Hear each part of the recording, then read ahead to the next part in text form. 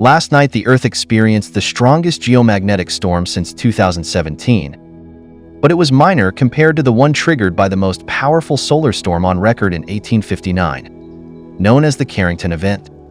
Now, we learn the disruption to the Earth's magnetic field during the Carrington Event was even greater than previously estimated. A combination of modern digital tracing and detailed reconstruction have mined records of the Earth's magnetic field at the time to reveal more than was thought possible. The finding reinforces how vulnerable modern society could be to a repetition of an event like this.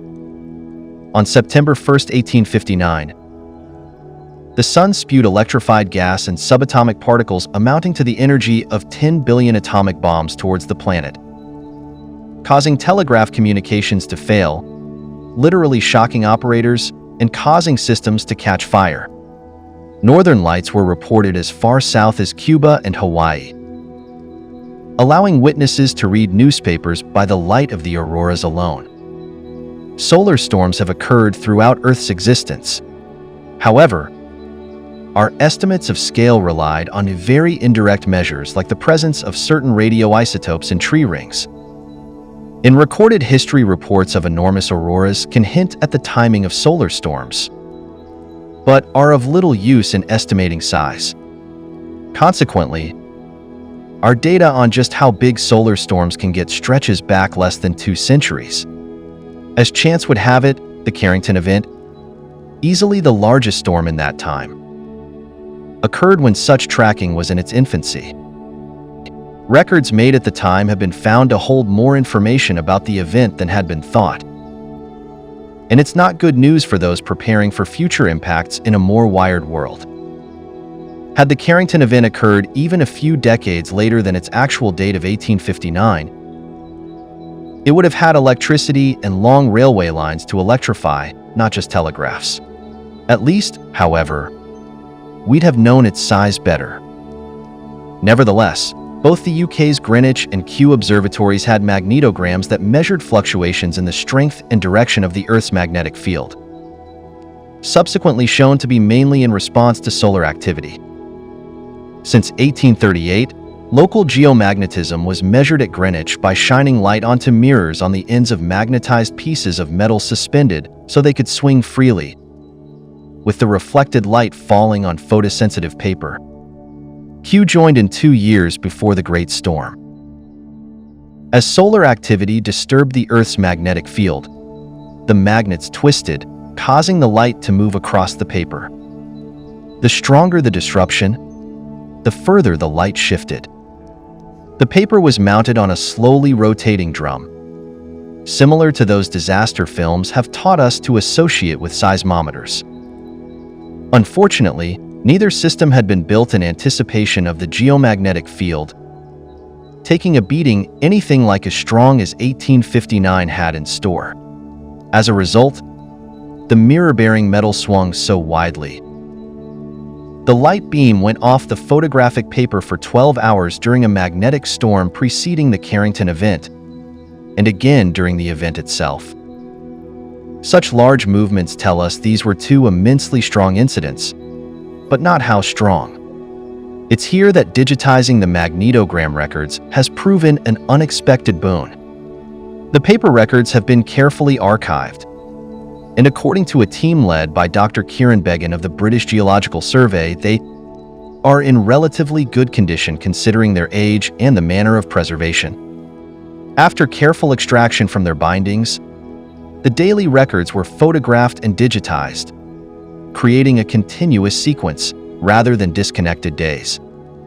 By measuring the rate of movement of the light beams before they left the paper and after they returned, the authors calculated the rate at which the field was changing, which they estimated at 500 nt/minute as a minimum.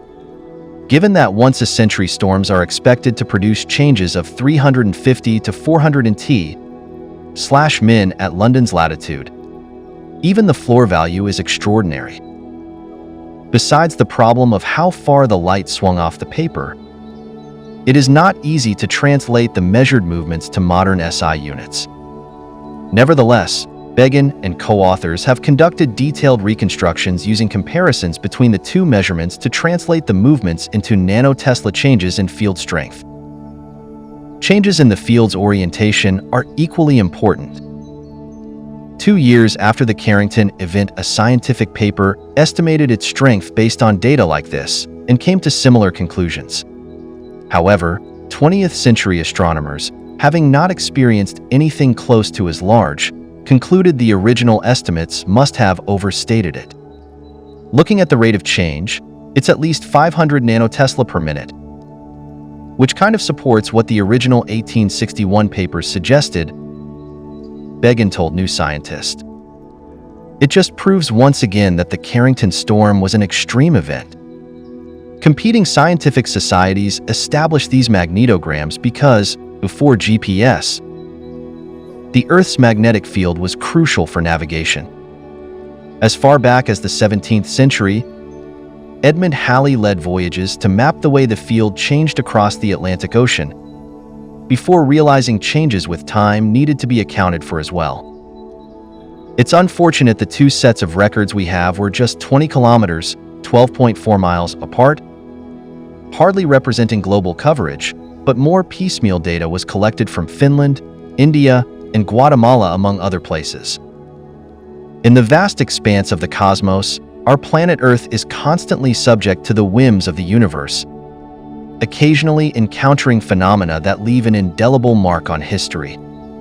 Among these, the Carrington Event stands as a testament to the awe-inspiring power of the Sun and its potential impact on our technologically dependent society. This essay embarks on a journey to revisit and explore the magnitude of the Carrington Event, shedding light on its historical significance and the implications it holds for our modern understanding of space weather. The Carrington Event, a brief overview. The Carrington Event, named after the English astronomer Richard Carrington, who first observed and documented the phenomenon in 1859, refers to an exceptionally powerful solar storm that unleashed a barrage of energetic particles and electromagnetic disturbances towards Earth. Carrington's observations revealed intense solar flares erupting from sunspots, followed by a surge of geomagnetic activity on our planet.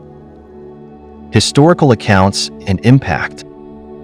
In the mid-19th century, the world was far less reliant on technology compared to today. However, even then, the Carrington Event made its presence felt. Telegraph systems, the pinnacle of communication technology at the time, experienced widespread disruption. Operators reported receiving electric shocks, telegraph lines sparked, and in some cases, paper igniting due to the surge in electrical currents induced by the solar storm. The Carrington Event revisited discoveries. Recent advancements in scientific research and technology have enabled scientists to delve deeper into the historical records and uncover the true magnitude of the Carrington Event. Through meticulous analysis of solar activity archives and proxy data from ice cores and tree rings, researchers have gained new insights into the scale and impact of this extraordinary solar storm. It is now understood that the Carrington Event was even more colossal than previously thought. The solar flares unleashed during the event were of unprecedented magnitude, dwarfing those observed in modern times. The Earth was engulfed in a tempest of charged particles and intense magnetic fields, akin to a cosmic storm of biblical proportions. Implications for modern society. The revisited understanding of the Carrington Event carries profound implications for our modern, interconnected world. In an era dominated by satellite communications, GPS navigation, and delicate power grids, we are far more vulnerable to the effects of space weather than our 19th century counterparts. A repeat of the Carrington Event today could wreak havoc on global communications, disrupt power grids, and potentially cause billions of dollars in damages. Mitigation and preparedness. As we confront the sobering reality of our vulnerability to solar storms, efforts to mitigate and prepare for such events become imperative. Investments in space weather forecasting and monitoring technologies are crucial for early detection and warning of solar disturbances. Robust infrastructure and contingency plans must be put in place to safeguard critical systems against the onslaught of geomagnetic storms. The ramifications of a solar storm on the scale of the Carrington Event would extend far beyond disruptions to communication systems and power grids.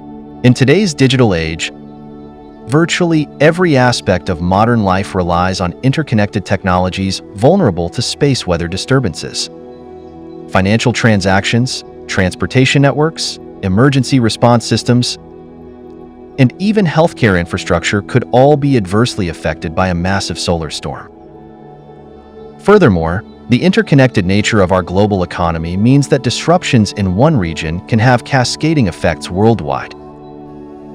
A significant disruption to communication or power infrastructure in a major economic hub could ripple through supply chains, leading to widespread economic repercussions. Moreover, the potential impact of a Carrington-level event on space-based assets cannot be overstated. Satellites, vital for communication, weather forecasting, navigation, and national security, are susceptible to damage from high-energy particles and increased atmospheric drag during geomagnetic storms. A large-scale loss of satellite functionality could cripple vital services and disrupt global commerce and security. Conclusion: the Carrington Event, once relegated to the annals of history, now emerges as a cautionary tale for humanity's technological prowess. Its revisited magnitude serves as a stark reminder of the awe-inspiring power of the sun and the fragility of our interconnected world in the face of cosmic upheavals. As we gaze towards the heavens, let us heed the lessons of the past and strive towards a future where we are better equipped to navigate the celestial forces that shape our existence.